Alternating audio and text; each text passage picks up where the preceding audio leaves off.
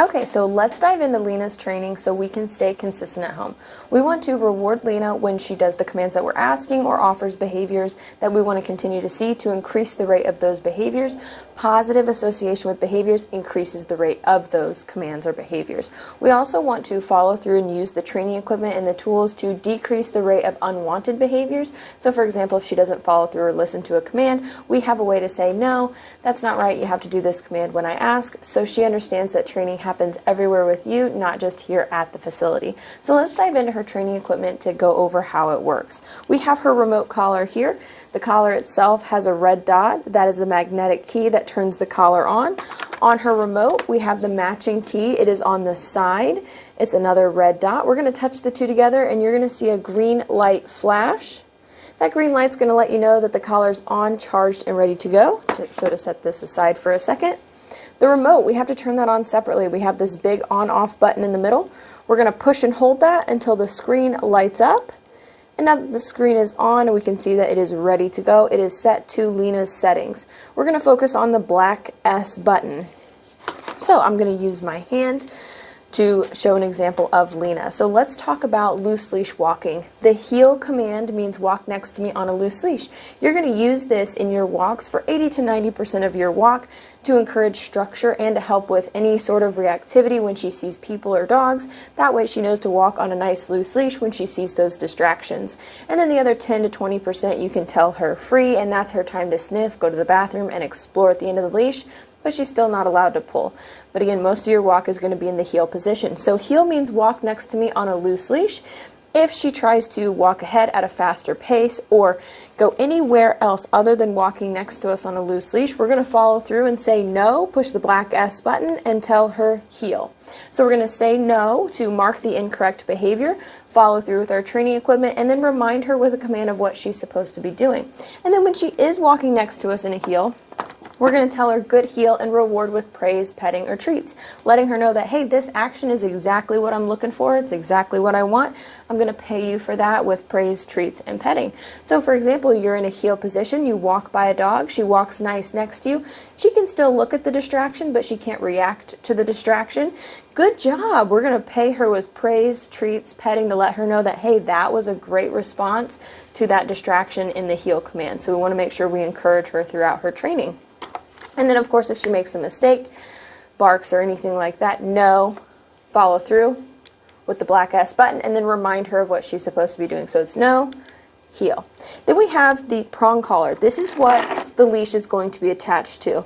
So the leash is going to attach to the rotating ring or the D ring because it has a flat edge right there. How we put this on, we have to take it apart and then put it around her neck. It doesn't just slip over. So it's about technique, not strength. We're going to hold a link parallel, and then we're going to push this link down and just squeeze our thumb through this spot right here to pull the links apart, put it around Lena, and then we're going to squeeze this prong into the one above it. So we're going to squeeze that in. Just like that. How to use this collar? You'll use it with the remote collar, so they go hand in hand. If we're on a loose leash walk, there should be no tension on this leash at all. It should be nice and relaxed and loose. So we're walking, she's doing great. She gets a little distracted. No, pop the leash, heel. So it's a quick little tug and release, and it depends on the environment. If she's more distracted, we might have to do one or two. If she just needs a little reminder, just a little, hey, remember to walk next to me on a loose leash. So that's how you're going to use the equipment. So now let's go over the rest of her commands. We have sit. Sit means stay is implied until she is told free or heel, because one command can break another when you're going into a walk. So for example, door manners, we have her sit at the door. Instead of saying stay and having her remember another word, we just repeat the stay command that she's in. So as I open the door, I remind her to sit because a distraction's happening. So I know that sometimes dogs get distracted. They get excited to go outside. The thought or the action of opening a door she might run through it. So we're going to remind her to set her up for success. Sit, we open the door, and then we can tell her free. She's released to go out the door, or we can tell her heel and have her walk with us, whatever makes sense for that scenario. If she gets up from the sit, no, follow through, pop the leash if needed, sit, and we ask her to do the command again. If she sits and stays, good sit, praise, reward, treats to let her know that she's doing a good job. In certain situations, just simple praise, and then others, we want to reward that behavior with a treat to let her know that was a really good job. And then we have place. So place is a boundary stay on a bed. So as long as all 4 paws are on the boundary, she is on place. She can stand, sit, or lay down. The only rules of place are no barking, no chewing on the leash, and no getting off until we're told free. Now with place, we do not free from a distance. We always go back to the bed and reward her, and then we tell her free. The reason we do this is because if we free her from 10, 15 feet away and we call her to us and we reward her, she's getting rewarded for getting off of the bed and coming to us, not for staying. So we want to make sure we reward the action of her staying on the bed to create a really strong reward history with her being on the bed and staying there. We'll talk about more about reward history here in a second. So with place, when you're having guests come over to help prevent Lena from getting overly excited and jumping on the guests, we're going to have her go to place. Place is her spot to chill and stay while the guests come in, so she doesn't have to go to the other room or go on her crate or anything, and she's not jumping on your guests. So as they're coming in and she's staying put on the bed, we reward that once she calms down after the initial excitement of them hanging out and being over. Maybe 10-15 minutes later, we can go and free her, and then she can politely say hi. If she gets off the bed before you say free, no. Follow through, use the leash if needed, and remind her to stay on place. If she does a good job, we're going to reward and put the treat on the bed because we want the bed to be the positive spot. We want the treat to come from the bed, not from us. And then, of course, go to her and release her from the command. And then we have down. Down is a stay where you don't have the place bed. It's a little bit longer of a duration than the sit stay. So down means lay all the way down. If you ask her to go into the down and she doesn't follow through, no. Tug the leash down. Same thing if she gets up from the down before you say free. Same thing with this one. We always go back to her, let her know she did a good job, and then we tell her free. We don't free from a distance. So you'll see this example in the store. We tell her down. She stays. As I'm walking through and being distracting, I'm giving her verbal reminders, good down. So instead of her having to remember what stay means, she just remembers, oh, down means be in this position. She's giving me reminders to stay. And then we go up to her, good down, reward, and then free to let's go. Then we have come when called. Whenever you're practicing this command, make sure to have a long leash on Lena as a safety net, especially if you're practicing in an area that does not have a fence. This is a 30 to 50 foot long leash to reel her in if she does not come to you. Of course, you have this equipment first, but what we do with come when called, we free her so she gets to run, sniff, and be distracted. We don't put her in a sit, we don't put her in a down. She is free, running and sniffing. We're going to call her to us. We want to create a strong reward history to this command. What a reward history is a positive association with doing a behavior over and over again and getting positive feedback every time. So we want her to have a really positive feedback with coming back to us because come when called is such an important command for a dog to know and understand and respect. So if she's out exploring, if she's sniffing a blade of grass and it's really, really exciting and really interesting for her, we're going to call her, Lena, come. If she does, great. We're going to praise the action of her running to us, have her sit, and reward every time. If she doesn't, she's like, nope, this spot of grass is too important. I have to keep sniffing it. We're going to follow through. No, come. And we repeat that sequence until she comes to us. Now, once she's coming to us, even though she got the remote collar correction over here, we are still going to praise her for coming to us because the follow through and the correction happened out there. We're still the fun guys. So we praise her. She comes in. Oh, good job. Good girl. Sit. And she still gets a reward because, again, the correction happened out there. We are still the fun zone. And then we have leave it. Leave it just means don't grab that off the floor. So practice with dog safe foods. You throw the food on the ground, you tell her leave it. If she does, great, good job. If she doesn't, leave it. So instead of having to say no, leave it, you can just use leave it as the word. That means this is going to follow through if you continue to grab that. So those are Lena's commands. You want to reward the behaviors you want to continue to see. Use these tools to follow through to decrease the rate of the behaviors you want to stop seeing. Have fun, stay consistent, and now we're going to show you Lena's commands.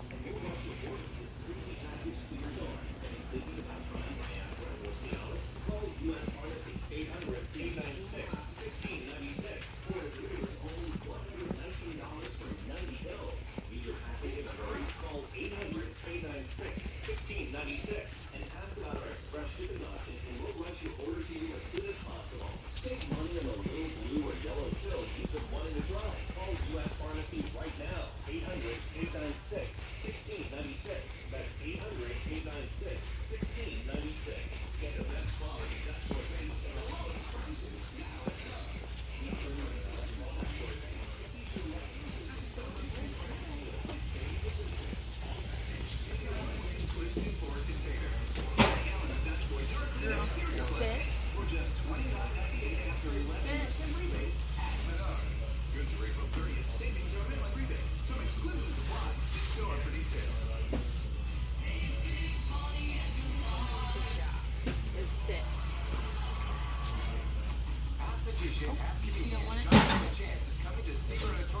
Free. Heel.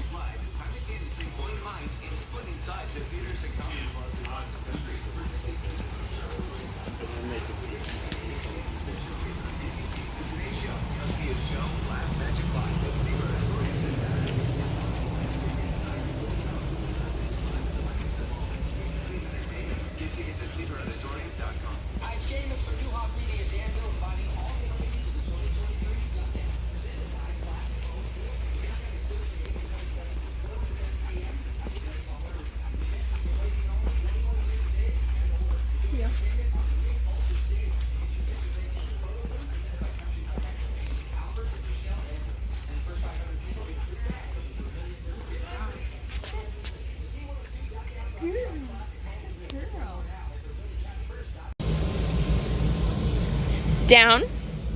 Lena, down. Good girl. Good job. Down.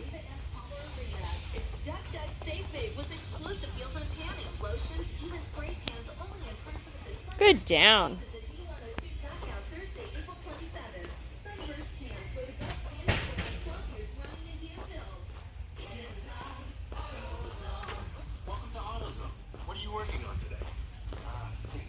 Good down.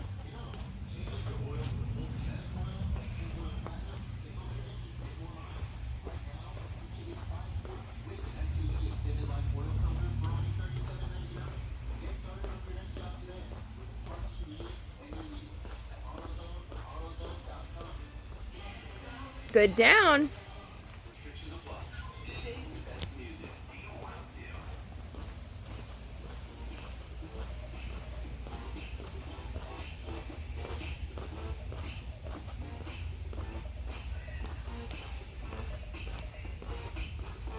Good down. Good job. Good down. Free. Good job, Lena. Good girl. Good girl. Good deal.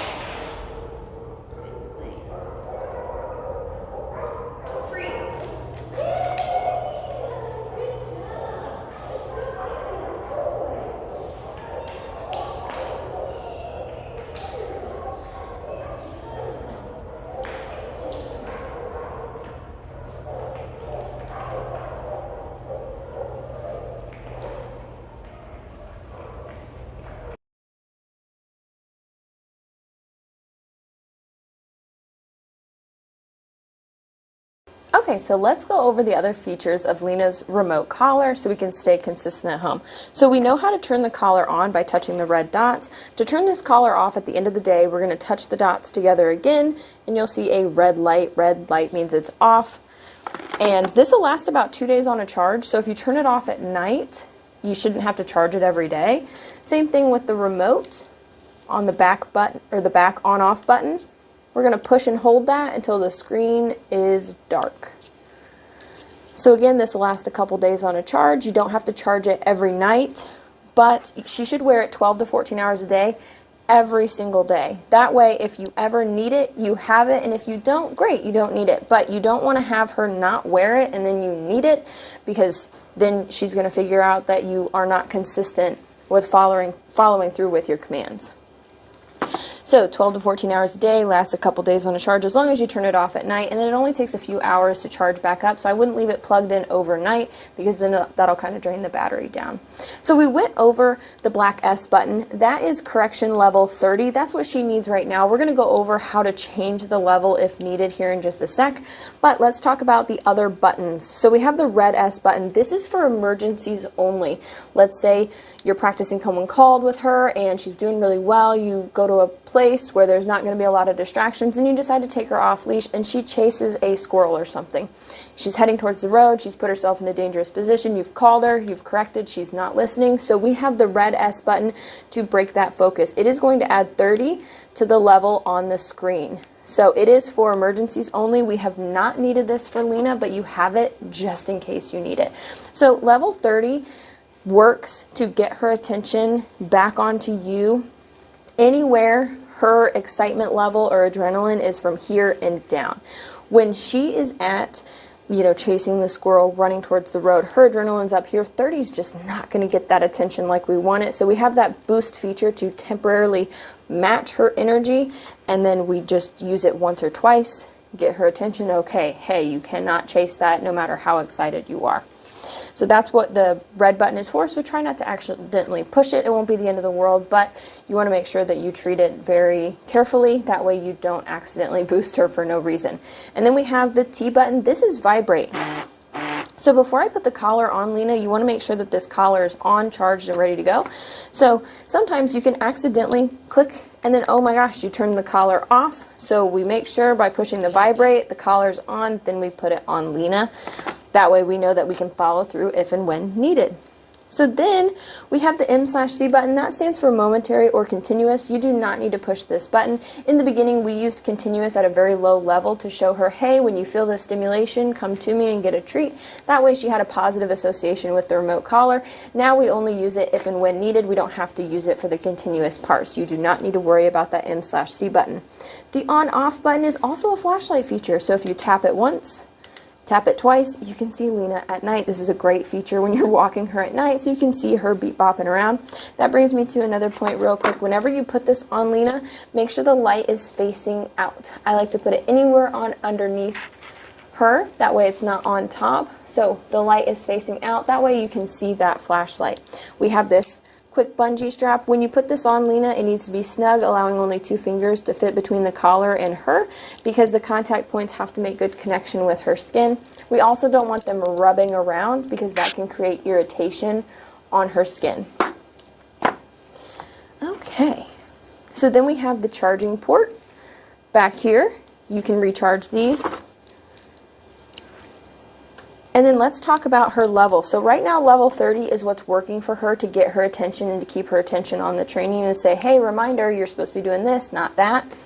So how to change that? Level 30 is what's working right now, but in the future, she might need a little bit less or a little bit more. It just depends on how she's reacting to your follow through. Is she respecting it and listening and you only have to use it once in a while? Great, level 30 is perfect. Is she pushing and pushing and pushing and pushing? She might need to increase the level by 5 or 10. So it just depends on the scenario. How to change it?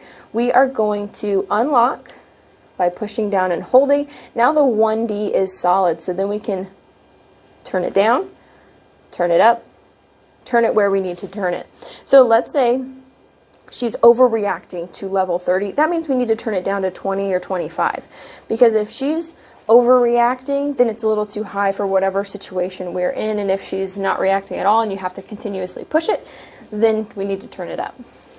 So we turn it to the level we want it, we push down and hold it so that we can't accidentally turn it up or down on her while we're training with her. Okay. And then of course we went over the prong collar.